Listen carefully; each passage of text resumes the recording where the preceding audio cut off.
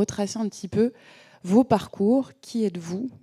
Quel itinéraire vous avez eu dans le champ culturel et peut-être au-delà ? Oui, alors donc moi j'ai un parcours avec plusieurs casquettes, puisque je suis d'un côté du milieu artistique en étant plasticienne intervenante, pouvant aussi mener des projets en coordination. Donc ça va être des résidences de territoire, des ateliers de pratique artistique. Alors très souvent, avec des publics vulnérabilisés, donc en quartier prioritaire politique de la ville, des victimes LGBT, des femmes en apprentissage du français, etc. Milieu carcéral mineur aussi. Et d'un autre côté, j'ai une casquette de chercheuse, où là, je vais être plus en retrait. Je vais étudier des dispositifs artistiques, des ateliers artistiques mis en place par des artistes professionnels. Mais là, je vais être plus en retrait. Et je vais regarder ce qui se passe, les enjeux, etc. Et particulièrement m'intéresser, donc toujours avec des publics vulnérabilisés, parce que c'est le secteur qui m'intéresse le plus. Je vais m'interroger sur les dimensions de méthodologie de mise en place de projets, comment on fait pour travailler tous ensemble entre des artistes professionnels, le milieu médico-social, les enseignants, comment on fait aussi pour trouver des terrains commun d'échange avec les institutionnels, etc. Comment on fait pour tous parler le même langage ? Et des fois, j'ai les deux casquettes réunies. Et là, c'est de la recherche-action, où là, je peux avoir ma casquette de chercheuse et ma casquette de plasticienne ou d'artiste intervenant. Comme le projet LEM, qui est un projet pour des femmes avec parcours migratoire, qui est porté par le laboratoire l'ERAS, auquel j'appartiens, et avec la TRAM, que certains connaissent ici parce que c'est la coordination Occitanie et qui porte aussi ce projet-là. Voilà, donc j'ai plusieurs casquettes et ça dépend les projets. Voilà. Je ne fais pas le parcours total, sinon après on va...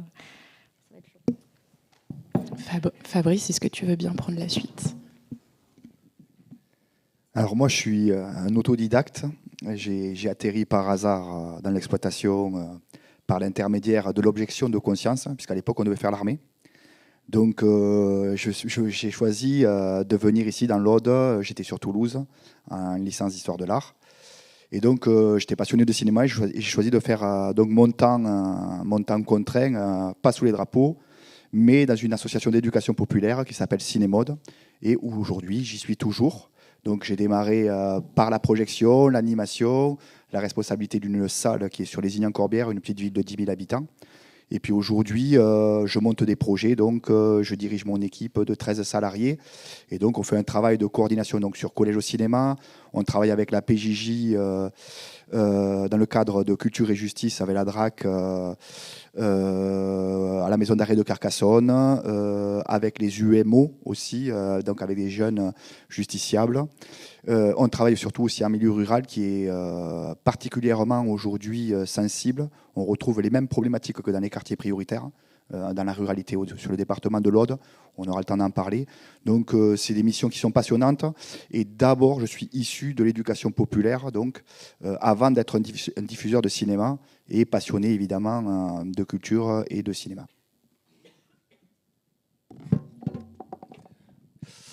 Bonjour, merci à l'Archipel des Lucioles pour cette invitation. Juste en préambule, je voudrais, sans te mettre mal à l'aise, saluer quand même l'exposé qu'a fait Marie. Les droits culturels, on travaille dessus depuis 15-20 ans, et c'est vrai que c'est pas une matière très simple à transmettre. Et là, j'ai trouvé que l'exposé était d'une clarté, d'une synthèse assez remarquable.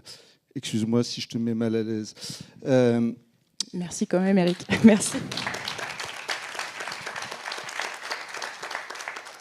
Alors, j'ai écouté avec beaucoup d'attention les propos qui ont été tenus au préalable. Moi, je vous propose de faire un pas de côté parce que je ne travaille pas directement sur la question de l'éducation au cinéma ni du cinéma à proprement parler.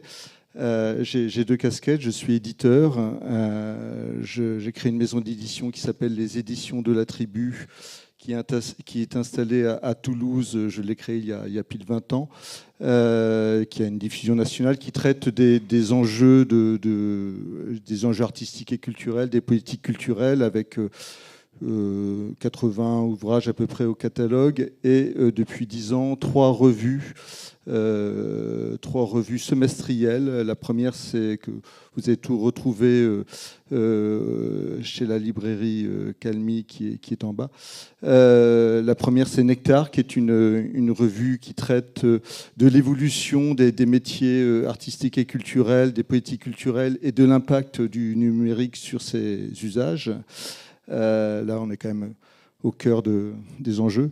Une deuxième qui s'intitule Dardar, qui est une revue semestrielle toujours sur les transitions écologiques et sociales dans les territoires. Et une troisième revue qui s'appelle Panard, qui est une revue sur la culture du sport et les grands récits du sport et les enjeux sociétaux du sport. En fait, ce sont des publications, des revues-livres qui cherchent à donner des outils d'analyse aux lectrices et aux lecteurs, et qui ont aussi pour but de faire une pause avec une revue papier, une pause sur notre temps d'attention fortement capté par les réseaux sociaux. La deuxième casquette, c'est je suis consultant, conseiller, ingénieur culturel, c'est le terme, en fait j'ai horreur de ça. J'accompagne des structures culturelles et des collectivités publiques autour des enjeux, là aussi, de politique culturelle, et notamment maintenant quasiment exclusivement autour des droits culturels. Mais j'aurai l'occasion ensuite de parler des expériences que j'ai menées. Peut-être du coup, pour rentrer un peu plus dans le vif du sujet et rendre un peu plus concret cette histoire de droits culturels, parce que c'est souvent la difficulté avec les droits culturels, peut-être que vous puissiez chacune nous expliquer votre rencontre avec les droits culturels. Voilà, tant j'ai envie de dire d'un point de vue théorique, intellectuel, que directement pratique, ou si vous voulez scinder l'un et l'autre, ou que les deux sont un continuum. Mais voilà, comment cette notion-là, vous l'avez rencontrée, comprise, exercée, comment ça s'est fait, cette rencontre pour vous avec les droits culturels? On peut refaire à chaque fois le même tour, comme vous voulez. Eh bien, je vais commencer. Je sens une petite pression de ce côté-là. En fait, moi, j'ai commencé par... Enfin, je n'ai pas commencé comme ça, mais en tout cas, s'il faut que je réfléchisse un petit peu comment la question des droits culturels a fait écho et a peut-être favoriser un autre éclairage sur un travail que je faisais. C'est dans le cadre de ma thèse qui était sur des dispositifs artistiques donc mis en place par des artistes professionnels à destination de publics fragiles. Donc des publics pré-âgés qui étaient dépistés fragiles et à qui on proposait d'intégrer des ateliers artistiques.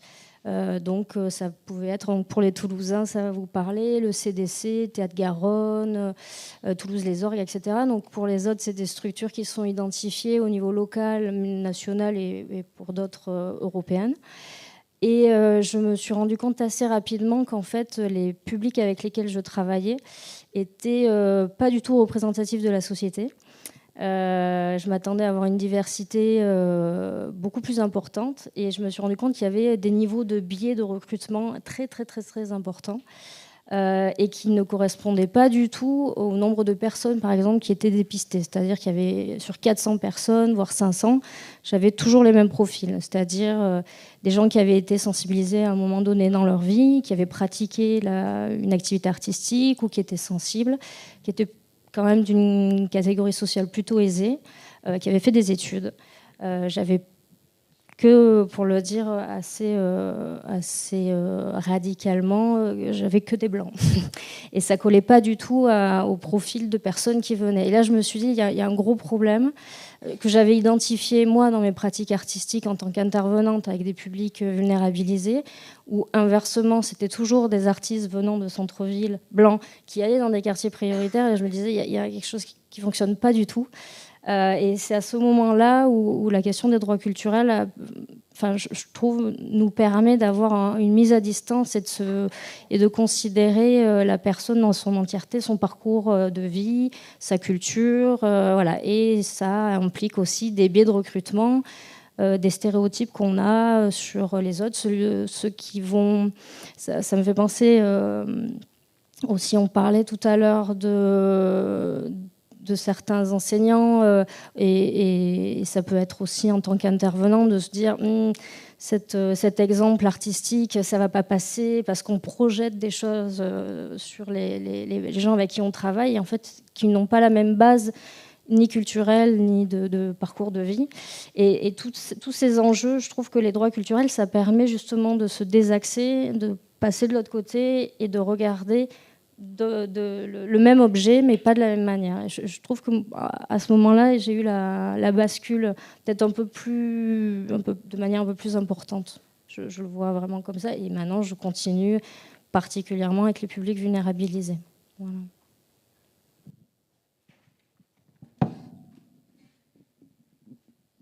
Alors, moi, en général, j'aimais beaucoup Camus, qui avait une phrase qui disait que tout ce qui dégrade la culture raccourcit les chemins qui mènent à la servitude. Donc, en démarrant de là, on va parler d'éducation populaire. L'éducation populaire, elle est faite pour casser les chaînes de la servitude, à l'inverse, et rendre les esprits libres, critiques. Et donc, on en a parlé tout à l'heure, les nouveaux médias, les fake news, notre société aujourd'hui, ce qu'elle renvoie. Il y a des personnes aujourd'hui qui sont élues grâce à des fake news, grâce à certains médias. La jeunesse y est sensible. Maintenant, c'est comment utiliser leurs pratiques pour les amener ailleurs au bout du bout. J'ai beaucoup aimé ton extrait audio. Voilà, j'écouterai plus largement. Par exemple, avec l'UMO, on va travailler sur des cours, parce qu'ils pratiquent beaucoup les cours. On va démarrer sur des cours, sur un travail YouTube. On va ensuite passer un long métrage un peu plus péchu, genre Whiplash, par exemple. En général, ils accrochent. Derrière, on va travailler sur des films comme Chien de la casse, qui est un film région. Hein. On peut leur faire rencontrer quelqu'un qui a travaillé sur le film, mais pas réalisateur, pas acteur, plutôt monteur ou chef monteuse dans ce cas-là, ou autre. Et après, on peut travailler à la fin sur Festen, voire Level 5 de Chris Maker. Donc ça va. Là, ils nous disent, mais lui, il est complètement taré. Donc l'idée, mais en fait, finalement, au bout du bout, on se rend compte qu'ils ne sont pas si étonnés que ça. Et que, en gros, on leur dit, je vais être un peu vulgaire, il ne faut pas les prendre pour des cons. En fait, ils sont vraiment aptes aussi à regarder des choses bien plus pointues du moment qu'on les fait cheminer. Donc ça, c'est alors c'est un travail intéressant dans le cas des UMO parce qu'on travaille avec 4 ou 5 gamins. C'est des tout petits groupes, c'est super intéressant. C'est plus difficile après sur des publics non captifs. Hein. Là, on fait un travail à l'année, etc. Donc vraiment, nous, on travaille d'abord sur des publics captifs. Dans le cadre donc, de publics sensibles. On essaie de transposer ça aujourd'hui. Moi, je me pose des questions. Pour qui tu veux le faire? Et où? Et comment? Quels moyens? Parce que là, c'est pareil. On va parler de moyens. Hein. On voit dans la Loire, bon courage, hein, en ce moment, la culture, c'est terminé. Donc, quels moyens on va nous donner? Nous, on a la chance, ici, dans l'Aude, d'avoir un département qui nous soutient fortement. Nous, c'est notre principal financeur. D'avoir des conseillers DRAC qui sont proches de nous aussi, qui nous répètent sans arrêt par mail, vous avez des appels à projets, essayez de construire autour pour avoir des moyens, pour pouvoir mener ces actions-là, à vous de trouver un contenu. Donc moi, en tant que créateur de projet, j'essaie de m'inscrire là-dedans, mais que ça soit toujours au service de nos futurs publics. Voilà, nous, on est là aussi pour aussi construire nos publics. Donc j'ai des salles et à l'intérieur, j'ai des usagers. Moi, j'aime bien hein, parce qu'en fait, nous, on fait office de service public. J'aime pas trop le mot client. Je préfère le mot usager. Et donc de construire ces usagers et qu'ils ne soient pas spectateurs, mais qu'ils soient acteurs de leur séance. On en a parlé aussi tout à l'heure. Donc tout ça, c'est intéressant. Voilà. Et de valoriser les personnes avec qui on travaille en n'hésitant pas de leur montrer des choses pointues au bout du moment qu'ils ont fait le cheminement. Voilà, c'est un peu le parcours que moi j'ai eu dans la vie et que j'essaie dans mon travail de tous les jours de mener au quotidien, au service de nos usagers. Ouais, je vais faire vite sur cette question parce que je ne pense pas que ce soit extrêmement intéressant. En fait, moi je viens du spectacle vivant, de la presse professionnelle du spectacle vivant, et au siècle dernier, j'ai tondu mes cheveux blancs parce que, pour faire illusion, mais en fait, il n'y avait qu'un langage unique. Et tu parlais tout à l'heure dans ton exposé de la question de la culture légitimée, et c'était d'une violence symbolique assez forte. C'est-à-dire que, mis à part le dogme de la démocratisation culturelle, on défend l'œuvre artistique. Parler d'éducation populaire, parler d'action culturelle, c'était déjà voué aux gémonies. D'ailleurs, on a les premiers titres qu'on a diffusés, qu'on a produits et diffusés au sein des éditions de la Tribu, ont eu un grand écho au sein du lectorat, mais de façon beaucoup plus violente dans le milieu professionnel. Bref, en tous les cas, moi, je ne trouvais pas mon compte à cet endroit-là. Et donc, effectivement, dès 2007, avec la déclaration de Fribourg et les premiers textes qui circulaient autour des droits culturels, j'ai bien vu qu'il y avait quelque chose qui se jouait là de façon extrêmement intéressante. Et comme tu l'as aussi dit, sans opposer une démarche à l'autre. Voilà, c'est tout. Peut-être qu'on peut enchaîner sur les... Et justement, parce que là, vous avez dit tous les trois, alors plutôt sur la question de l'évolution de la conjoncture, un peu quand je t'entends, Éric, avec une absence et puis progressivement une présence, jusqu'à ce qu'aujourd'hui, quand même, la question des droits culturels se pose aux rencontres, qui est quand même qui dit quelque chose aussi de cette évolution, particulièrement dans le champ de l'éducation à l'image et du cinéma, qui n'est pas nécessairement le secteur professionnel qui s'est le plus saisi jusqu'à présent des droits culturels, et on pourra y revenir. Moi, j'aimerais bien un peu préciser du coup ce que vous avez dit. Il y a beaucoup de pistes, parce que Fanny, tu disais quelque part les droits culturels, je le résume un peu comme ça, c'était pour toi l'occasion de se mettre du point de vue des personnes avec lesquelles tu as travaillé ou tu as observé voilà, des processus de travail. Donc cette question du point de vue de l'autre et de sa reconnaissance, et qu'est-ce que ça produit, cet effet de reconnaissance de l'altérité. J'ai un petit peu envie que vous, chacun, peut-être, vous développiez un peu ça, et n'hésitez pas à prendre des exemples concrets, tant sur les projets que vous avez analysés, réalisés, consultés, aidés, co-concertés, enfin voilà, selon chacune de vos places. Cette question du point de vue me semble vraiment très importante. Et puis, peut-être en deuxième point, ça a été mentionné aussi, cette fabrication un peu de l'éclectisme. Et dans cet éclectisme, la possibilité d'affiliation entre des genres, des pratiques qui, j'ai insisté là-dessus tout à l'heure, mais qui n'ont pas pour habitude de collaborer, mais au contraire de se concurrencer, de se combattre, de s'opposer.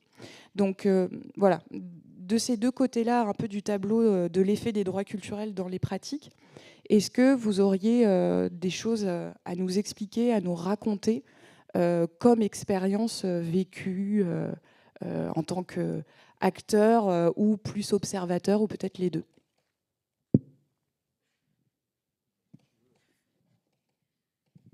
Alors, je vais essayer de répondre à toutes tes questions de manière synthétique. Alors, je prends un peu appui sur mes notes parce que ce matin, j'étais pas très alerte avec un mal de tête, etc. Donc, pour éviter de partir dans tous les sens, je vais faire des allers-retours sur mes notes quand même pour être à peu près pertinente. Non, par rapport à ce que tu pointais et par rapport au droit culturel et à la question d'un exemple de terrain finalement, et la question de se désaxer. On parlait aussi tout à l'heure, et tu l'as fait dans ton exposé, de la question de la norme, en fait, la norme de goût, qui est quand même au cœur, normalement, de tout ce qu'on fait. On est tous porteurs d'une culture, et quand on réfléchit à faire la promotion dans le cadre de dispositifs de films, d'inciter les publics à aller dans les musées, etc., sans le vouloir, on est aussi dans une promotion d'une culture dominante par rapport à d'autres. la question des droits culturels, ça nous amène à réfléchir autrement et à nous... C'est pour ça que je parlais de se désaxer, de se dire que les personnes avec qui on travaille sont déjà porteuses de culture et qu'on n'a pas à amener une culture sur une autre, en fait. Donc c'est forcément un dialogue. Et quand on est avec des publics, et là je parle spécifiquement avec des publics plus vulnérabilisés, alors je n'utiliserai pas public éloigné de la culture, parce que je pense que les gens ne sont pas éloignés de la culture, c'est la culture qui est éloignée des gens. Donc je parle plutôt de publics vulnérabilisés qui, par un contexte social, économique, culturel, n'ont pas le capital nécessaire pour avoir des réflexes comme une partie de la population qui est plus aisée, qui a eu accès à une éducation en fait, et qui a des réflexes d'aller regarder un programme, qu'est-ce qui se joue dans des théâtres. C'est une toute petite catégorie de la population. Donc d'aller demander à des jeunes publics d'avoir le réflexe de regarder la programmation d'un cinéma à art essai, ils sont très très loin de ça, mais comme globalement la population. Et avec l'éclairage des droits culturels, je pense que ça permet de remettre de la légitimité et justement de lutter contre le sentiment d'illégitimité qui est très présent aussi, notamment chez les jeunes. Donc c'est pour ça que je trouvais vraiment pertinent l'exemple que tu prenais avec Taylor Swift, parce qu'on peut le prendre aussi. Moi, je l'ai déjà eu avec des jeunes qui écoutaient du rap et en parlant avec eux de qu'est-ce qu'ils écoutaient particulièrement, etc. Ils me disaient oui, mais c'est pas de la culture. Ça... Et quand je leur disais bah si, ça fait partie de la culture. C'était vraiment l'étonnement de leur côté. Ah, bah d'accord, donc je fais de la culture. Bah oui, tu fais de la culture. Et en fait, je trouve que c'est vraiment la force des droits culturels, sachant que je pars vraiment du principe qu'il y a énormément d'acteurs de terrain, que ce soit dans le milieu éducatif, le milieu médico-social, où il y a déjà cette sensibilisation à la question des droits culturels. Mais c'est une notion dans laquelle on peut mettre pas mal de choses. Et il y a énormément de gens qui, comme tu le disais, qui pratiquent déjà ça, qui ont déjà cette réflexion. Mais en réfléchissant un peu plus à ce que ça représente, je pense que ça permet d'enrichir aussi la pratique des intervenants, de voir différemment pourquoi on intervient, comment on intervient, et de ne pas voir les choses par accumulation, mais plutôt par identité propre, en fait.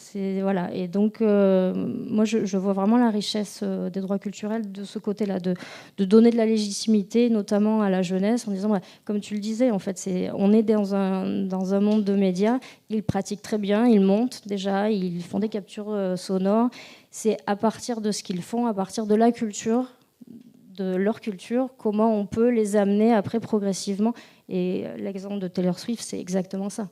C'est faire des liens après avec la partie artistique. Et je suis tout à fait d'accord, en fait. On peut tout montrer, des choses extrêmement pointues à tous les publics. C'est la question du processus et du cheminement. Et je crois vraiment...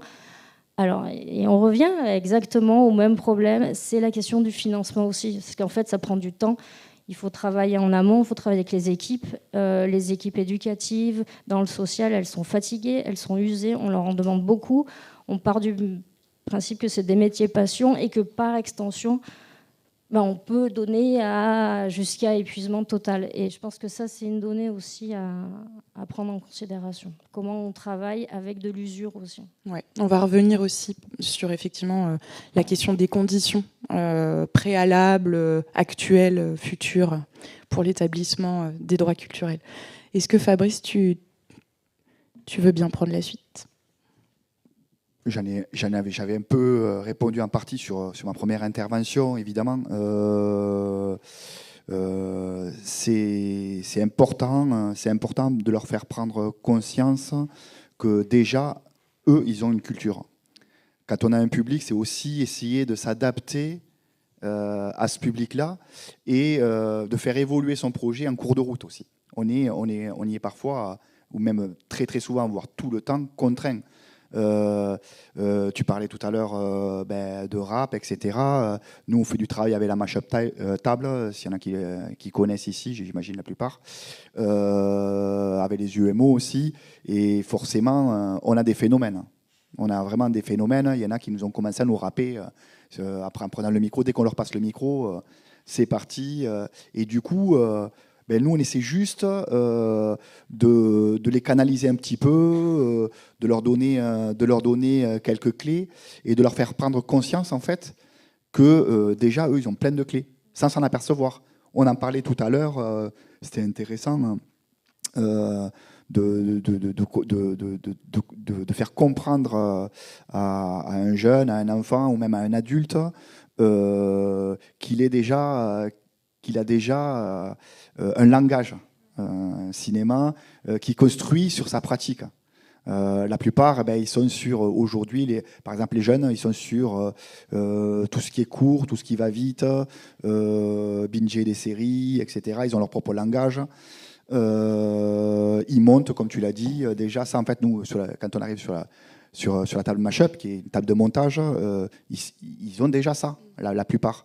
Ils ne découvrent pas complètement. Donc, sauf qu'ils ne savent pas que c'est du montage. Donc nous, on leur apprend juste le langage technique et on leur ouvre des perspectives. On leur dit, mais en fait, il y a une filière, il y a des métiers derrière. L'idée aussi, c'est pas que de passer un moment avec eux, de leur montrer des œuvres, de parler des œuvres et d'enrichir leur culture. C'est aussi de leur dire, vous avez aussi des débouchés sur ces publics-là qui sont souvent assis sur des bancs. Moi, en ruralité, j'ai beaucoup de jeunes en grande difficulté. On va vers eux, mais on ne fait pas que leur amener un film. On leur amène aussi des perspectives et peut-être aussi des opportunités en leur apprenant qu'il y a tel métier, tel métier, tel métier. Moi, quand le premier truc qu'on me demande, mais comment vous avez fait pour faire ça, monsieur? C'est votre métier, comment vous avez fait pour faire ça? C'est quoi le cursus? Et quand je leur explique que en fait, ça s'est fait par des cas circonstanciés, du coup, tout de suite se disent, en fait, ça peut être pour moi aussi. Voilà, est-ce qu'il y a besoin d'un diplôme, monsieur? Voilà. Donc ils se mettent aussi des barrières, etc. Donc le droit culturel, c'est ça aussi, c'est de faire tomber ces barrières. Nous, c'est l'éducation populaire, c'est ça. C'est de leur dire, vous n'avez pas de limite, vous pouvez faire des choses chouettes, vous pouvez faire ce que vous voulez, mais il faut juste donner l'impulsion, donner juste en fait le tremplin, en gros. Voilà. Alors, je vais essayer de partir justement d'une des actions que j'ai accompagnées pour répondre aux questions. En fait, ça s'est passé dans le Comminges, au Piémont des Pyrénées, où juste avant le Covid, 2018-2019, il y a une quinzaine de personnes, une vingtaine de professionnels d'horizons différents, je vais y revenir, qui se sont dit, tiens, les droits culturels maintenant sont dans la loi, on pipe que dalle, on ne comprend pas tout à ce que c'est, on aimerait bien les mettre en application. Et donc, ils se sont constitués de façon informelle et très vite, ils ont sollicité les pouvoirs publics pour pouvoir justement faire une vraie formation autour des droits culturels qui devait durer 2 ans. Elle a duré 3 ans avec le Covid. Donc voilà, c'était un groupe qui a évidemment évolué sur les 5 ans. Globalement, il y a eu une cinquantaine, soixantaine, peut-être même plus de personnes qui ont participé. Donc on avait une enseignante de lycée agricole, on avait des personnes qui venaient du domaine de la santé, on avait une personne de la FOL, des personnes du Centre national des arts de la rue, un agent de l'ONF, etc., etc. Bref, un public extrêmement large. Le but, je fais au plus vite, le but étant à la fois de se former aux droits culturels, mais en même temps d'écrire une charte de projet de territoire, une charte culturelle de projet de territoire au regard des droits culturels. En fait, on a, là aussi j'essaie de faire le plus vite possible, mais ce qui est intéressant, c'est ce que ça a produit, évidemment. Le processus, ça a été assez simple, au-delà d'une formation un peu plus classique. On a évalué, observé 4 projets tests au regard d'une grille d'ailleurs que vous pouvez avoir assez facilement, une grille qui est évolutive depuis maintenant 15 ans, une grille d'indicateurs des droits culturels. Et en fait, donc on avait un projet d'éducation artistique avec une plasticienne, avec des cuisiniers et qui s'adressait principalement aux demandeurs d'asile. On avait et puis les classes de la commune, mais je viens assez vite sur un des projets qui émanait justement du lycée agricole de Saint-Gaudens, avec 3 autres lycées, peut-être que certains d'entre vous l'ont suivi dans la salle, 3 autres lycées agricoles, et c'est pas si étonnant que ça émane des lycées agricoles qui ont une vraie culture de l'action culturelle depuis très longtemps. Bref, je ferme la parenthèse. Avec une association Mémoire Vive, une association de captation sonore. En fait, l'enjeu, c'était d'aller interroger des paysans du territoire pour qu'un certain nombre donc de lycéens aillent les interroger pour ensuite réaliser un documentaire qui était ensuite diffusé au lycée Le Régent de Saint-Gaudens. Voilà, je le fais très vite pour ne pas me perdre dans les détails. Enfin, ce qui est extrêmement intéressant dans cette histoire-là, c'est évidemment la dimension de transmission des savoirs professionnels, des savoirs artisanaux, la dimension intergénérationnelle entre les lycéens et les paysans à la retraite. Voilà. Et plus globalement, dans cette charte de projet de territoire d'action culturelle au regard des droits culturels, ça a produit quoi ? Ça a produit évidemment de la formation apprenante pour chaque personne qui, et là je pense que ça peut concerner tout le monde, qui tout d'un coup, effectivement, échanger avec des personnes de milieux professionnels différents, et se connaissaient les processus, les méthodologies, mais aussi tout simplement la vie professionnelle de la personne d'à côté. Co-construction avec les élus, parce que ça a donné lieu donc à un texte qui est aussi téléchargeable sur le net, un texte avec une vingtaine de propositions destinées aux élus, qui a été ensuite signé par la région, le PETR, Pyrénées-Comminges, la région, le département et la DRAC qui étaient partenaires.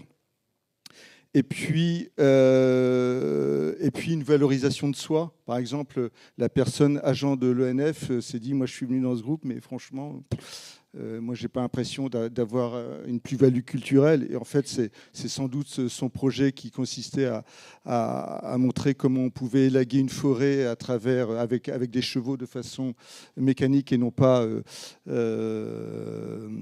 et non pas avec les machines. Ça donnait lieu à une découverte extraordinaire de la part du groupe. Bref, tout ça pour dire que, voilà, en partant de la culture de chaque personne, la culture professionnelle, on peut aboutir à un certain nombre de choses. Et ce qui a aussi plus ou moins été dit, mais ce qui est important aussi, c'est de travailler la sémantique. C'est-à-dire que tout d'un coup, on n'est plus effectivement dans un secteur professionnel, mais on parle d'une communauté, même si ce mot fait un peu peur encore ici.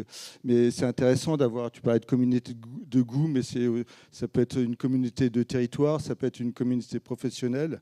Voilà, ça change un peu la donne dès lors qu'on n'est plus dans un secteur qui est tout de suite excluant. On ne parle pas de nos publics. Et ça, je sais que dans le secteur, dans le monde culturel, c'est toujours très compliqué à dépasser. Mais nos publics, c'est quoi nos publics ? Et si on parle de personnes, déjà, on se place, on a une posture extrêmement différente. Voilà.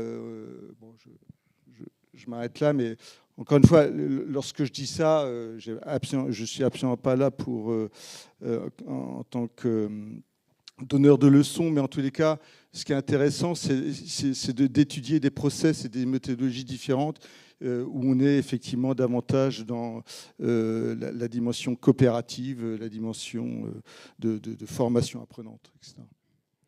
Peut-être, Eric, moi j'ai l'impression que le cas que tu nous exposes là, qui s'est fait en région Occitanie, c'est un peu un idéal pour peut-être le champ de l'éducation à l'image et du cinéma, d'appartenir à ce type de projet culturel de territoire où il y a vraiment une mobilisation en fait extrêmement diverse entre les associations, les habitants, les élus, un certain nombre de secteurs des pouvoirs publics, etc. C'est intéressant. Mais peut-être avant ça, quand on est de manière peut-être plus ordinaire, plus quotidienne, dans son propre secteur et qu'on n'a pas encore cette opportunité nécessairement territoriale de cette intersectorialité et cette transversalité, comment on fait pour mettre un minimum de conditions propices à la mise en œuvre des droits culturels, parce que, et c'est peut-être plutôt du côté de Fanny et de Fabrice que vous allez pouvoir répondre, mais vous avez déjà donné quelques pistes, parce que vous parlez quand même de notions de parcours, de notions de cheminement. Fabrice, tu as évoqué aussi la question du petit groupe, qui me semble être une condition aussi intéressante à questionner. Et puis l'adaptabilité, qui revient quand même dans deux de vos discours et qui fait écho aussi de manière un peu plus méta avec Eric et un exemple pas directement dans le champ de l'éducation à l'image et au cinéma, mais qui reste inspirant. Donc peut-être, Fanny et Fabrice, est-ce que sur ces conditions de mise en œuvre des droits culturels, en fait, simplement, est-ce que les conditions d'aujourd'hui, elles sont adéquates, compatibles avec l'établissement des droits culturels? Je pense qu'on a plus ou moins un peu des idées par rapport à l'ouverture des rencontres et tout ça, mais peut-être d'aller un peu plus précisément sur tout ça, de manière aussi à rendre un peu plus concrète, possible ou impossible, cette mise en œuvre des droits culturels. Alors, c'est compatible, c'est difficile. Les contextes aujourd'hui ils sont pas favorables. On le voit sur le département de l'Aude où vous êtes. On a 3 députés Rassemblement National qui ont été élus pour la plupart par les jeunes et par des personnes en ruralité qui ont voté en ruralité. Donc on a un contexte qui est compliqué, un politique. Moi je suis un militant de l'éducation populaire, mais aussi, voilà, je ne le cache pas, je suis un militant de gauche, donc forcément c'est un peu difficile. On a besoin des élus locaux, des politiques. Si demain tout ça se transforme, ça va être un peu compliqué de monter des projets. Donc on parle de moyens. On parle de moyens humains aussi. Tu l'as évoqué tout à l'heure, des équipes. Moi j'ai une équipe pédagogique avec un médiateur. Et là, selon les régions, il y a des régions comme en Aquitaine, où la région Aquitaine, par convention avec l'État et ta région, le CNC pourrait en parler. Donc ils ont créé des postes de médiateurs. Nous, on n'en a pas en Occitanie. Cinémode, nous, on a fait la pari en sortie de Covid, en reprise avec le pass sanitaire et compagnie, des difficultés financières, d'embaucher un médiateur culturel. Donc ça ne nous a pas sorti de la mouise. Ça, c'est sûr, financièrement. Mais par contre, on a vu que l'impact sur le terrain, au niveau de nos actions, il a été bien meilleur. On a pu s'aligner, on ne le faisait pas avant, le travail sur culture justice, à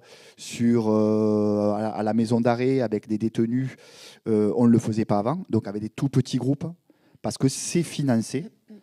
C'est un vrai privilège de travailler avec des petits groupes parce qu'on a un vrai impact. On fait un travail individuel. Et la notion de groupe, elle est sur un travail à long terme, elle est plus facile. C'est plus facile de trouver un amalgame dans ce groupe-là, une synergie positive. Donc c'est un vrai privilège. Quand on travaille en milieu scolaire, on a des classes de 25 élèves, il y en a la moitié qui peuvent se planquer. Voilà. On a aussi un travail, par exemple, avec l'option cinéma. Donc c'est pas un public compliqué, au contraire même. Option cinéma du lycée Ernest Ferroux, la Lézignan-Corbière. On fait un travail pareil avec des options donc, qui sont 10, 12. C'est pareil, on peut aller loin. On leur fait programmer un festival. Chaque année, ils programment et ils animent, et ils font la médiation sur des films qu'ils ont programmés. On a une politique de programmation à Cinémode, on leur dit vous êtes obligés de programmer un film recherche et découverte, un film patrimoine à minima, un film jeune public classé et une programmation à réessai. Donc ils ont une ligne de programmation, eux ils trouvent une thématique, une ligne éditoriale et derrière ils programment. Ça, c'est intéressant dans le développement, mais avec déjà avec des groupes réduits toujours. Voilà, donc là, on veut vraiment aussi travailler sur des publics qui ne sont pas captifs. Le 15-25, on en a parlé, c'est un public qui a déserté nos salles. Nous, on a embauché une alternance de Master 2, Jeanne, elle est dans la salle. Voilà, donc tu as du boulot, Jeanne. Voilà, donc du coup, c'est un des enjeux forts pour toutes nos salles. Il y a les projets ambassadeurs, Luc, il pourra peut-être en parler tout à l'heure aussi. Voilà, c'est des projets intéressants. Voilà, quoi dire de plus, à part que travailler avec des groupes restreints et avoir un médiateur dans nos équipes, c'est fondamental. Peut-être aussi rajouter quand même, Fabrice, que ton association a 20 ans.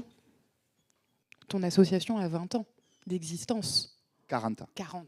Tu vois, le double de ce que je disais. On est les enfants de Mitterrand. Ouais. Je pense que c'est un facteur aussi important à cette stabilité, à ces conditions à minima favorables à l'exercice de ce que tu nous racontes, quoi. Enfin, l'association a 20 ans. Moi, je suis dans mon association depuis 20 ans. Et on a une équipe qui est composée de CDI aussi, tout titularisé. Donc, une équipe qui est attachée à un projet. Voilà, on a un projet fort. On a une équipe militante. Comme tu disais, ça, c'est limite aussi. Parce qu'on ne compte pas les heures, on est là très tôt le matin. Moi, j'étais ce matin à 6h du matin dans mes bureaux. C'est militant, c'est un boulot de militant. Et du coup, d'où notre colère quand on voit certaines choses qui se passent, qui viennent d'en haut vers le bas, et on se dit, mais ils ne nous entendent pas, ils ne nous voient pas, on est invisible en fait. Voilà. Donc c'est vrai que des fois... voilà, il faut comprendre notre colère. Fanny, tu veux bien prendre la suite ? Oui. Après autant de passion. Alors, peut-être pour revenir sur des choses très technico-pratiques, de mise en place de projets, effectivement, comme tu le disais, ta structure peut avoir des personnes fixes, en fait, stables, avec des contrats, qui permet aussi de faire un travail de fond et en amont. Parce que le cœur de la réussite, quand je dis réussite des projets, c'est à l'issue du projet, tout le monde ressort avec une certaine satisfaction. Pas une réussite en termes d'effectifs, etc. Parce qu'il y a différentes en fait, tensions quand on parle de projet, de terrain. Tu le disais, la question du nombre, elle est essentielle. Mais en fait, c'est quand on est avec peu de participants, on se sent très privilégié. Il y a certains dispositifs dans lesquels on peut intégrer cette donnée parce que les publics sont vulnérabilisés et qu'on ne peut pas se permettre d'avoir 20 personnes dans un atelier avec, je pense à des femmes, par exemple, avec des parcours migratoires qui ont des parcours extrêmement compliqués. 20 personnes, ça n'a aucun sens. 15 personnes, ça n'a aucun sens. Pour d'autres dispositifs, on demande de l'effectif. Et là, pour moi, il y a une dualité entre qualité, quantité. Qu'est-ce qu'on en redonne ? Tu disais effectivement, quand on n'a que des chiffres, derrière, il faut de la donnée humaine. Sinon, ça ne raconte pas grand-chose. Et on peut avoir des dispositifs avec plein de personnes. Et si on les prend individuellement, mais qu'à la sortie, c'est très mitigé, la réussite, elle est quand même très, très fragile, quoi. Donc, mais ça revient encore et encore sur la donnée financière, parce que sans soutien financier, on ne peut pas arriver à mettre des projets qui sont pensés en amont. Et j'insiste vraiment sur cet axe. Mais en fait, mettre en place des projets, alors je m'écarte peut-être un peu de l'éducation nationale, mais je pense que ça fera quand même écho à bon nombre de professeurs. C'est un défi organisationnel, humain et social. Et qu'on soit dans le médico-social, dans l'éducatif, dans l'éducation populaire, on en fait tous et toute l'expérience. Ça nous demande, comme je disais tout à l'heure, de nous désaxer, de trouver un vocabulaire qui va être commun, des intérêts qui sont des fois pas au même endroit. On a aussi des enjeux de territoire professionnel. Donc, quand je parle de territoire professionnel, c'est qu'on a des habitudes de travail. En France notamment, on n'a pas l'habitude de favoriser l'interdisciplinarité, la transdisciplinarité. On a souvent des écoles de pensée, des fonctionnements, des habitudes qui se mettent en place. Et quand on doit collaborer avec des gens qui ne fonctionnent pas de la même manière que nous, on se retrouve avec potentiellement des temps un petit peu de crispation, etc.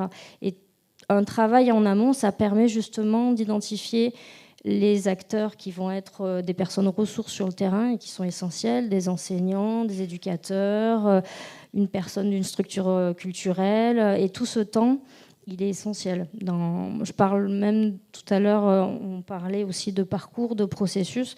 Pour moi, il y a des parcours de collaboration qui doivent se mettre en place pour que chacun puisse y trouver une place. Et au-delà, on parlait d'usure. Il y a énormément d'équipes parce que les moyens, on revient toujours à ça, diminuent. Il y a des absences de plus en plus importantes dans le milieu social, dans le milieu éducatif. Et un projet artistique, des fois, c'est un investissement qui s'ajoute sur un quotidien qui est déjà compliqué. Et ça demande aussi que les équipes laissent une place à l'intervenant pour qu'il se sente intégré, même si c'est provisoire. Et de l'autre côté, que l'intervenant se dise, bon, on ne peut pas me donner 100% de place parce que les équipes avec qui je travaille sont déjà quelquefois dans l'usure aussi. Et tous ces allers-retours, comme tu disais, en fait, de compréhension, c'est vraiment pour moi dans les défis de l'organisation humaine et sociale, quoi. Peut-être en t'écoutant aussi, j'ai l'impression que résumer ce que tu viens de dire, ça serait d'essayer de mieux valoriser, mieux visibiliser un travail invisible dont pourtant dépend la réussite des projets. Mais complètement. Et au-delà de ça, tout ce temps qui est énorme, et je pense que tous les enseignants ici, tous les acteurs sociaux, tous les acteurs culturels, si on devait chiffrer le temps qu'on passe à organiser, à faire des réunions, à désamorcer des situations, etc., mais c'est énorme. Et tout ça, quand on dépose des demandes de subventions, ça n'apparaît quasi pas. Voilà. Si je peux me permettre de rebondir, nous, sur Collège au cinéma, la réussite du dispositif dans l'Aude, elle repose sur un travail avec Selvi, qui est coordinatrice éducation nationale, le département de l'Aude qui organise, qui paie les transports, qui organise toute la logistique, la programmation des séances. Audrey et Laetitia sont là. Et moi-même, on a un travail de préparation en amont, des réunions de COTEC, la préparation des formations, etc. Donc, une fois qu'on arrive, qu'on fait la projection et que derrière on intervient en classe, 90% du travail a déjà été fait. Éric, tu voulais réagir? Oui, juste quand tu posais, est-ce que les droits culturels sont compatibles avec effectivement ce poids écrasant de chaque personne dans son métier, avec une productivité toujours plus importante, etc. etc. Bon, bref, vous êtes bien placé pour le savoir. Oui, quoi, en fait, c'est pas compatible, c'est que c'est nécessaire, il n'y a pas le choix, à mon sens. C'est-à-dire qu'on a quand même face à nous deux gros rouleaux compresseurs. D'un côté, l'idéologie Bolloré-Trumpiste, je ne rentre pas dans les détails, tout le monde va comprendre. De l'autre côté, la Startup Nation qui est quand même à l'œuvre depuis combien de temps maintenant 2017. 7 ans, je sais plus, oui. Et qui, soit dit en passant, c'est vrai que le pass culture est vraiment archétypal de cette idéologie, et c'est évidemment pas sur les personnes qui le mettent en œuvre que mon propos est destiné, parce que je vous souhaite bien du courage, mais en tous les cas, c'est quand même extrêmement compliqué à mettre en œuvre, et c'est quand même une idéologie qui nous fait face et qui produit le démantèlement du service public. Bref, je fais court là-dessus. En tous les cas, donc, sans être trop noir, il y a en revanche le fait de réinvestir l'espace public est évidemment l'une des solutions. Travailler les interstices, faire en sorte d'œuvrer avec des personnes de milieux professionnels différents, quoi. Moi, toutes les initiatives que j'ai accompagnées, je veux dire, les gens sortaient complètement différents parce que évidemment, c'est banal de le dire. Enfin, tu prends de la distance, tu as un autre point de vue sur ton propre métier et tes propres pratiques. Moi, j'aurais envie de vous interroger sur comment, chacun de vos points de vue, quel ressort, quel levier vous pourriez identifier aujourd'hui, demain, pour que les professionnels de l'éducation aux images, qui sont présentes dans cette salle, puissent mieux comprendre, s'acculturer, voire renouveler leur pratique au prisme des droits culturels. Ce serait quoi en fait les différents leviers? Et peut-être plus précisément vraiment quand on est coordinateur de dispositifs scolaires, extrascolaires, qu'on est au contact d'un public jeune, parfois très jeune, hein, parce que dans les dispositifs depuis 2019 ou 2020, je ne sais plus exactement la date, mais maternelle au cinéma est arrivé. Donc voilà, par rapport peut-être spécifiquement à ce public jeune et aux différents dispositifs qui sont portés par les acteurs et actrices de l'éducation aux images, c'est quoi les leviers? Alors, mais non, c'est pas une question piège. Mes collègues, ils sont tous au courant. Tout le monde fait un travail. Je suis pas l'exception, hein. On est tous, on fait tous beaucoup de boulot sur le terrain. La plupart des gens qui sont dans cette salle travaillent sur ces sujets-là. Chacun à sa manière. Ce qui peut faire levier, c'est justement des journées comme ça. C'est d'échanger entre nous, des échanges de pratiques, la formation. Pas que pour les enseignants, pour nous aussi, hein. On a tous besoin de formation. Et la rencontre avec des publics. Des fois aussi, de voir des collègues travailler, être au fond de la salle, les regarder travailler, et bien en fait, ça permet, c'est un échange de pratiques. Et en fait, c'est une formation sans le mot formation. Parce qu'on a tous la capacité, souvent la plupart d'entre nous, on a du vécu, et du coup, la capacité d'analyser ce que fait l'autre, etc., c'est rare. Et ça c'est important. Voilà. Donc ces journées-là, elles sont importantes, je pense. Hein. Mais par l'intermédiaire des associations régionales ou autres, je pense qu'il y a du boulot à faire pour qu'on passe beaucoup de temps sur les échanges de pratiques. Voilà, je pense que c'est important. Éric Goufani, pour prendre la suite de ces idées. Non, mais je suis d'accord, effectivement, il faut créer des temps de partage, et on parlait aussi de changer de regard sur nos pratiques. En fait, ce que tu t'en parlais dans ta présentation, ce que PNF, un sociologue, parle d'ethnocentrisme réciproque. En fait, il faut arriver à passer de l'autre côté, à se mettre à la place de l'autre. Et ça, si on n'a pas des temps qui sont dédiés à la réflexion, à être confrontés, à faire bouger nos paradigmes, à nos habitudes de pensée, c'est compliqué. Naturellement, on va pas se créer des temps où on est un peu malmené, où on se dit « Ah oui, toi tu marches comme ça, ah ouais, pas moi, mais ouais, échangeons, pourquoi pas ?» Et en fait, c'est compliqué parce que je pense aux acteurs de l'éducation nationale. Il faut trouver des temps qui rentrent dans le travail. C'est compliqué de leur dire quand vous aurez fait toute votre semaine, comme vous avez déjà du mal à tout gérer parce qu'on vous en demande beaucoup, il faudra rajouter une formation. Je suis un peu mitigée sur le temps hors professionnel. Donc pour moi, ça doit s'intégrer là-dedans, mais ça veut dire travailler aussi avec la partie académique, d'intégrer des temps d'échange de pratiques, mais je pense que c'est intéressant pour n'importe qui. Dans le milieu social, il y a des analyses de la pratique qui justement permettent de prendre du recul. Et on n'a pas forcément ça au niveau artistique. Et je pense que ça devrait nous amener à réfléchir à comment on réfléchit, à pourquoi on le fait, comment on le fait, avec qui on le fait. On parlait de territoire professionnel, de langage, de lexique. On n'utilise pas les mêmes mots pour parler des mêmes choses. Rien que ça, en fait, le langage, ça peut nous amener juste à réfléchir à comment on perçoit, quand on parle de participants plutôt que de public, d'usagers. Ça raconte quelque chose de nos postures professionnelles et aussi théoriques.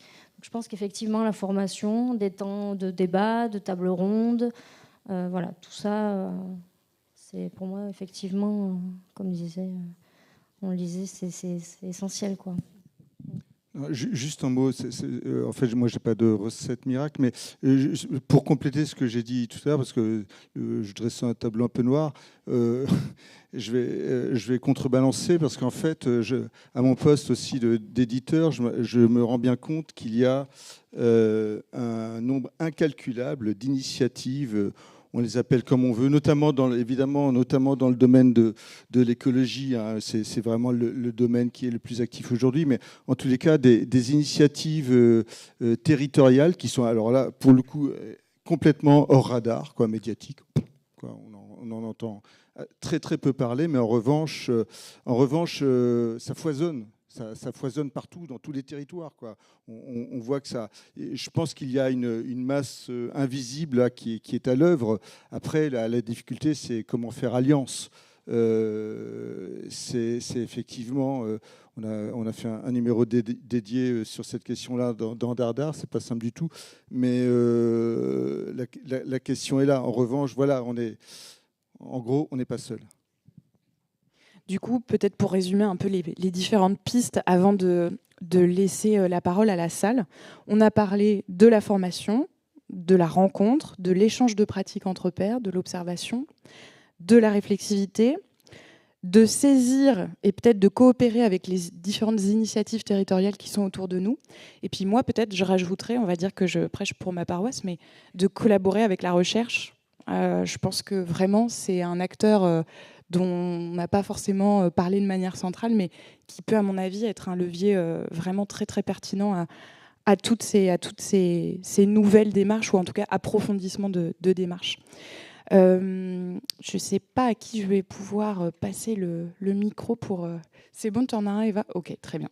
Eh ben, on vous laisse la parole en espérant que vous ayez des questions. Bonjour, Sabine Contival, conseillère pédagogique dans le Tarn-et-Garonne. Alors, c'était juste pour rebondir sur la question de la formation. Nous, dans le domaine de l'éducation nationale, on a des formations qui reprennent la réflexivité, qui reprennent les échanges de pratiques, etc. Ce qui est fort dommage, c'est qu'en fait, c'est très, très cloisonné. Et donc, on est sur un plan maths et un plan français, dans lequel les disciplines artistiques ne rentrent que très rarement. Et c'est très dommage parce que moi, quand je vous entends parler des apports de la recherche par rapport à des pratiques, je pense que toutes les disciplines artistiques mises dans ce qu'on appelle, nous, très joliment des constellations, c'est très poétique, mais voilà, bon.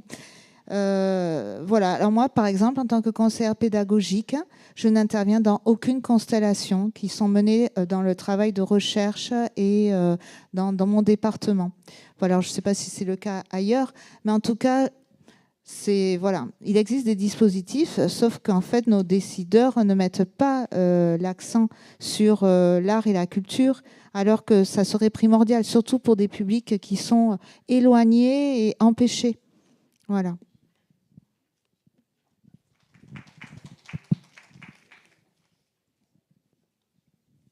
Je vois une autre main. Bonjour, je suis conseillère pédagogique également. Et pour rebondir à la question, je ne sais pas comment ça se passe ailleurs. Je pense qu'une des difficultés quand on dit éducation nationale, c'est qu'en fait, il n'y a pas de fonctionnement national. et qu'on est très dépendant de ce qui se passe dans nos académies et dans nos départements, puisque moi je suis sur un département. Alors déjà ça, je trouve que c'est compliqué, parce que c'est difficile de parler de politique quand finalement on dépend d'un territoire très spécifique. Nous, on s'est rendu compte un après-midi avec vous qu'on ne s'en sort pas si mal au niveau de la formation, mais il est certain qu'il me semble que la priorité nationale qui est donnée à l'EAC est parfois un petit peu de la vitrine. Et on n'a pas les vrais moyens qui sont derrière, ni en termes de ressources humaines. Enfin, moi, je suis seule sur le département et j'ai un portefeuille de missions hallucinant. Et ni en termes de le nerf de la guerre, d'argent pour monter et financer des projets. Peut-être là-dessus, avant de prendre d'autres questions, s'il y a de votre côté des analyses aussi sur la question du territoire. Est-ce que ça a été facilitant ou pas facilitant d'exercer ici en région Occitanie? Est-ce que c'est une région qui est en avance, pas en avance? Enfin, voilà. Comment, au prisme du territoire, quelles expériences vous pourriez faire des droits culturels? Je vais en profiter pour parler d'un exemple et rebondir ce que vous disiez. Au sein de l'éducation nationale, il y a des traitements différents. Et sur la question de la formation, etc. Et si je prends encore un peu plus de recul sur la question de la norme, en fait, et des habitudes de pensée, de travail, etc. On le disait tout à l'heure, je ne sais plus si je le disais, mais en tout cas, en France, on est très cloisonné.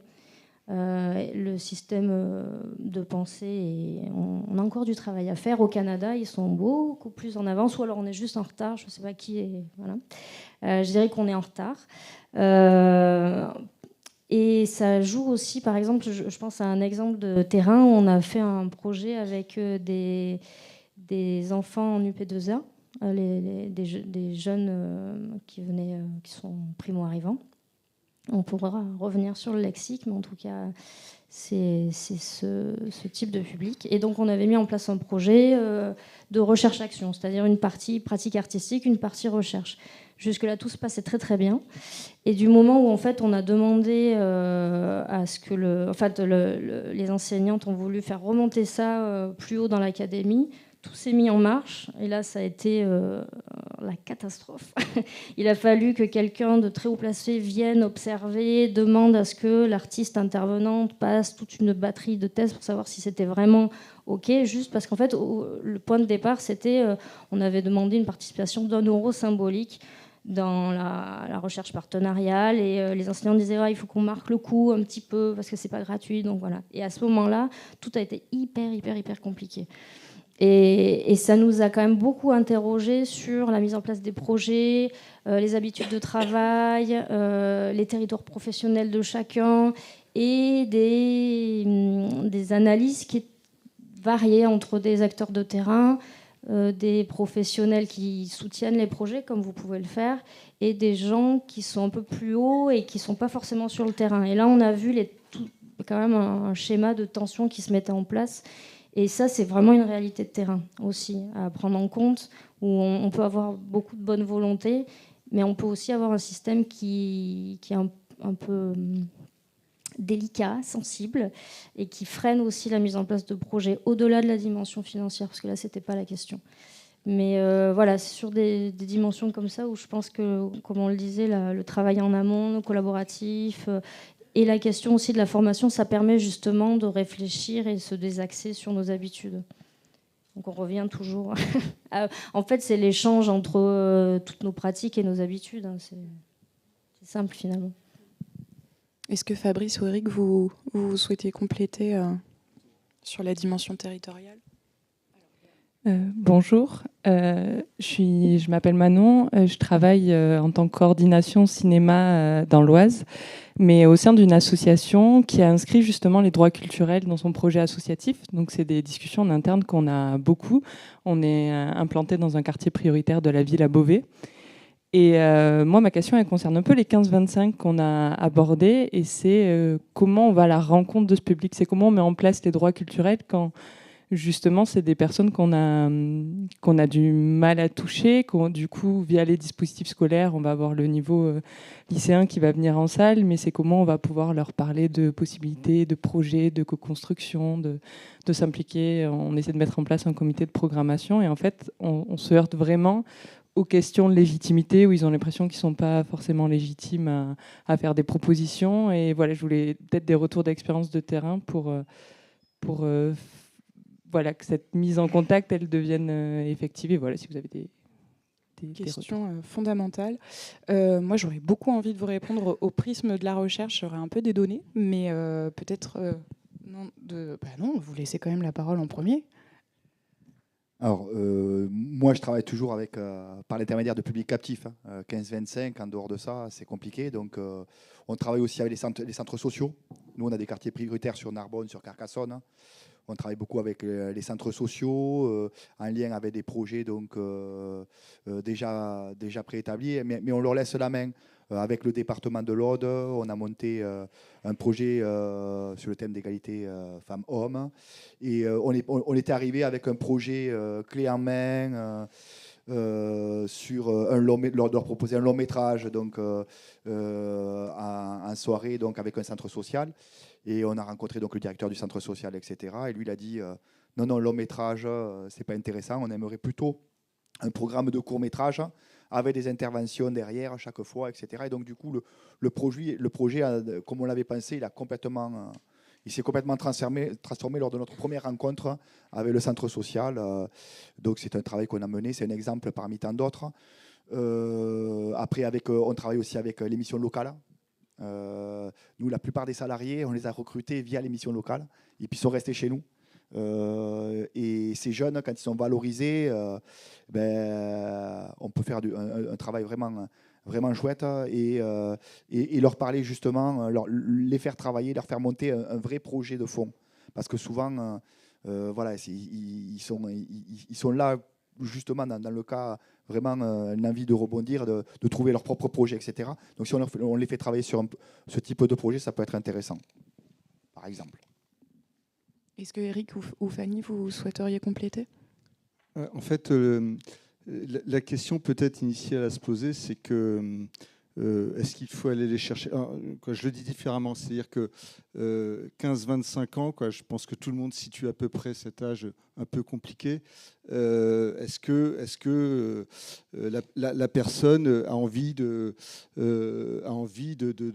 rencontrer une institution, quelle qu'elle soit ?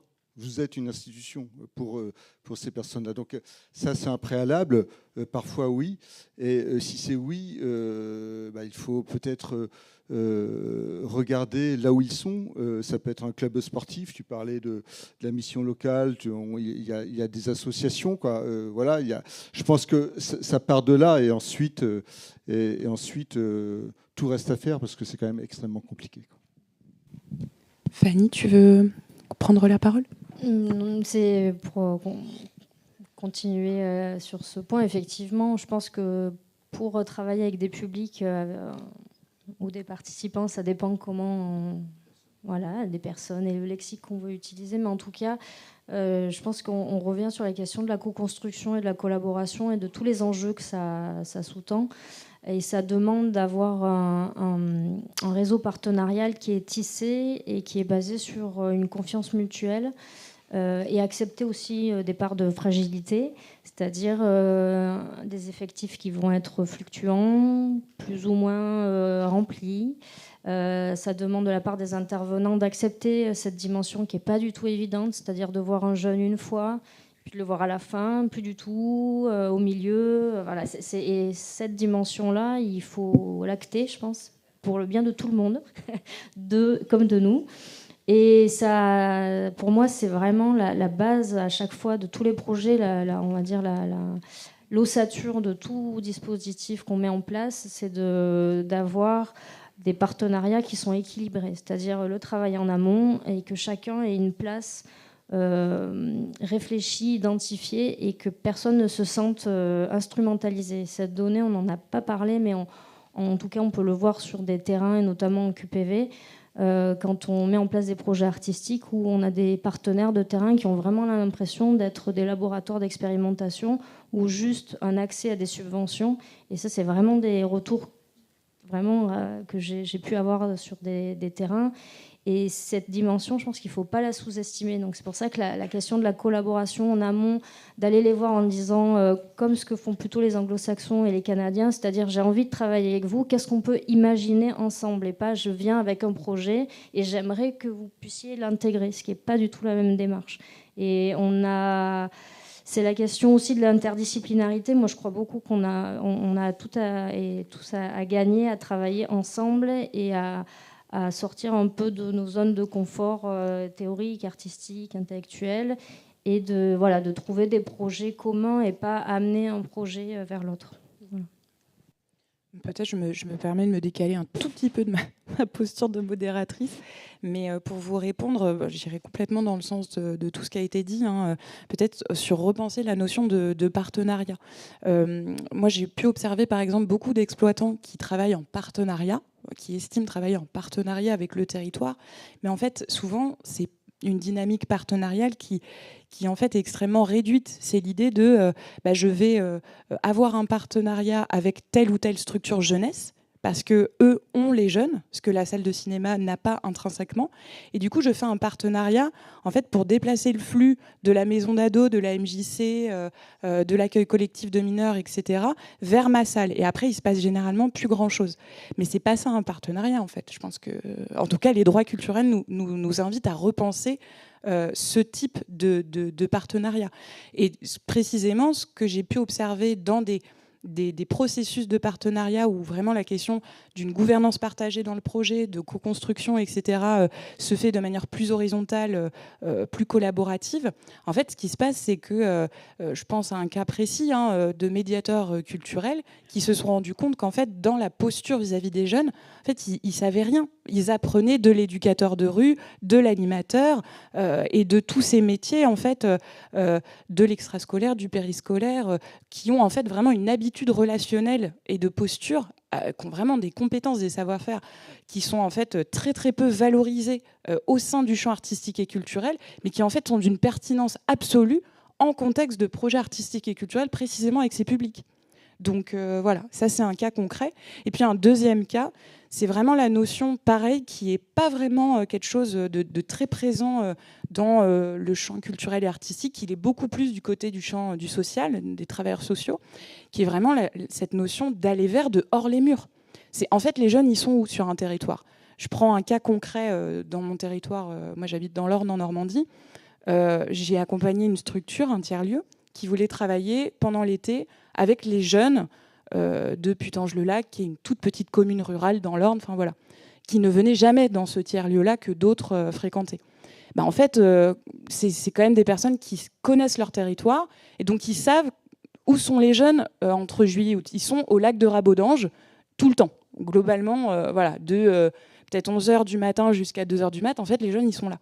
Donc, comment on construit un projet à partir de ce point d'ancrage qu'ils connaissent et comment on élabore aussi une posture et une adaptabilité de projet dans cet aller vers, dans cette hors les murs où on n'attend pas que eux viennent désespérément dans nos structures, mais en fait, il y a vraiment une démarche d'aller vers et on construit à partir de là où ils sont.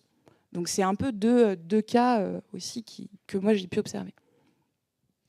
Peut-être pour réagir du point de vue du CNC justement sur l'enjeu des 15-25 ans, nous on a mis en place un dispositif des ambassadeurs jeunes du cinéma dont l'objectif c'était justement d'engager les jeunes, de réengager les jeunes dans la cinéphilie, dans le lien avec les salles de proximité à travers une forme d'action en justement venant animer des séances, organiser des séances, écrire des critiques. Voilà, ça peut prendre plein de formes différentes, mais en tout cas, l'idée, c'était vraiment de les rendre acteurs, ce qui aurait l'intérêt aussi de les rendre acteurs d'un pair à pair et de pouvoir justement communiquer auprès d'autres jeunes de 15 à 25, un peu moins cinéphiles, et qui pourraient être plus sensibles à cette approche de pair à pair.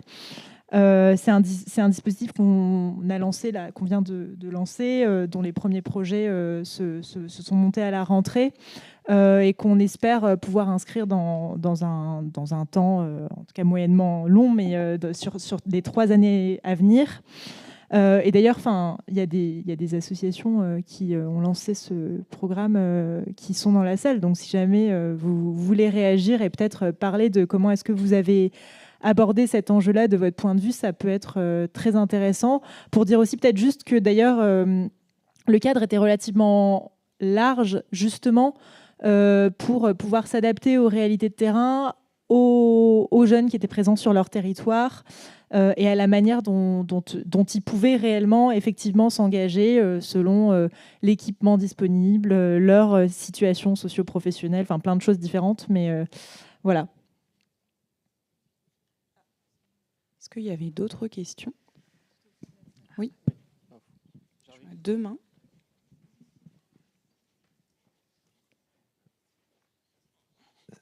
Moi, j'ai un micro, je ne sais pas si c'est à moi de parler. Frédéric, professeur relais cinéma Vaucluse. En termes d'éducation, le ministère s'inspire souvent de l'étranger pour faire des réformes. La question s'adresse surtout aux chercheuses, et je crois que Fanny, vous avez abordé la question. Que fait l'étranger au niveau de la question que vous proposez aujourd'hui? Je suis très embêtée parce que je ne suis pas arrivée à vous identifier dans la salle, donc je ne sais pas où regarder. Oui. Alors, si j'ai bien compris votre question, parce que du coup, j'étais plus perturbée à savoir d'où venait la voix que de vraiment écouter très précisément votre question. Je vais la reformuler rapidement, mais vous avez évoqué le Canada. En fait, ce qui m'intéresse, parce que le ministère s'inspire souvent de l'étranger, notamment, je pense aux mathématiques et à la méthode Singapour, en justifiant certaines... Pardon ? Oui, je sais, c'est Montessori, mais il s'inspire souvent de l'étranger pour faire des réformes. Et donc, je voulais savoir si au niveau de la question qu'on se pose aujourd'hui, il y a des choses que peut nous apporter d'autres pays. Vous avez évoqué le Canada. Alors oui, je parle du Canada parce que effectivement, la question des droits culturels est inscrite et mise en place de manière beaucoup plus infusée dans la société que la France. Parce que c'est une culture qui est différente de la nôtre et avec des habitudes politiques aussi. Il y a des mots qui ne sont pas du tout tabous au Canada. On parle d'art politique. Quand on touche des publics qui sont vulnérabilisés, on n'a aucun problème de parler d'un mot qui n'a pas vraiment de traduction, d'empowerment, c'est-à-dire comment la pratique artistique peut être un tremplin pour les personnes en termes d'émancipation et de tremplin pour des publics qui sont, on va dire, vulnérabilisés et qui vont devenir des acteurs vraiment de leur territoire, de leur communauté. Pareil, le terme communauté, ça pose aucun problème au Canada. Nous, ça crispe. Politique, ça crispe.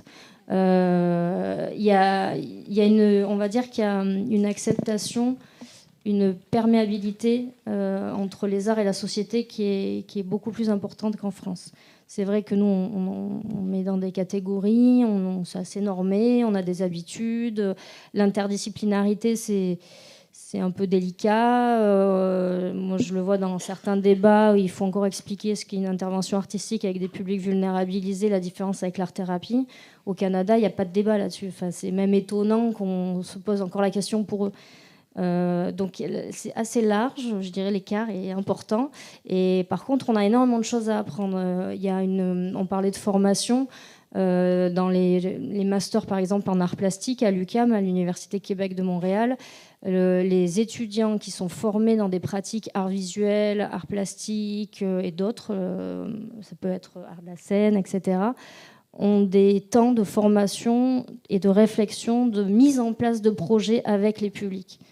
Ce que nous, on ne fait absolument pas. On ne forme pas les étudiants qui vont être de futurs praticiens artistiques à réfléchir à comment ils peuvent proposer une activité artistique avec des publics, une étude entre guillemets de terrain, quel est le profil des personnes. On parlait de comment aller chercher les 15-25 ans. C'est aussi ça, comment on va pouvoir toucher une tranche de la population, au niveau de l'âge par exemple, etc.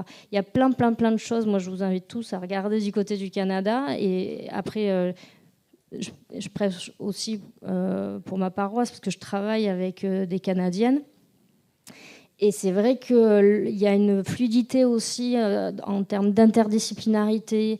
Il n'y a aucun problème d'inviter des gens qui sont professeurs des universités, des gens de terrain, des éducateurs. Tout le monde réfléchit ensemble sans qu'il y ait de hiérarchisation en termes de diplôme aussi, ce qu'en France on aime beaucoup faire, donner les étiquettes et de faire une catégorie. Ça, au Canada, c'est gommé et ça facilite énormément la question de la réflexion sur des actions de terrain, mais aussi sur ça phosphore, quoi. Puisque comme on ne se regarde pas avec un regard descendant, ça, c'est beaucoup plus fluide. Donc, pour répondre à votre question, oui, je pense que du côté du Canada, on pourrait aller chercher. Après, c'est d'autres méthodes, c'est d'autres fonctionnements. On parlait de la dimension financière. Au Canada, ils ont des Council of Arts qui permet de financer des actions artistiques. Le mécénat, c'est beaucoup plus développé. L'État peut être en retrait parce que derrière, il y a du mécénat privé. Aux États-Unis, ils prennent des... Alors, jadis, je pense que ça ne va plus être le cas, mais en tout cas, il y avait des pourcentages sur, comme nous, la Française des Jeux, il y a des pourcentages qui sont alloués en Australie, au Canada et en Angleterre aussi, qui sont alloués pour la pratique artistique. Donc, on est quand même sur des fonctionnements qui sont différents parce que, encore, on a le respect de la fonction de l'État en France et normalement du soutien du milieu artistique parce qu'on croit que c'est pour la population. Vu les tensions en ce moment budgétaires, je pense que voilà. Je te coupe, excuse-moi Fanny, parce que je vois qu'on arrive à l'heure et je crois qu'il reste des questions dans la salle. Je ne sais pas si On va conclure, ouais. Du coup, je suis désolée, je suis maîtresse du temps. Du coup, on doit tous se retrouver au cinéma VO à 19h. Donc, on va malheureusement devoir conclure ces échanges passionnants. Merci encore à toutes et tous. Merci.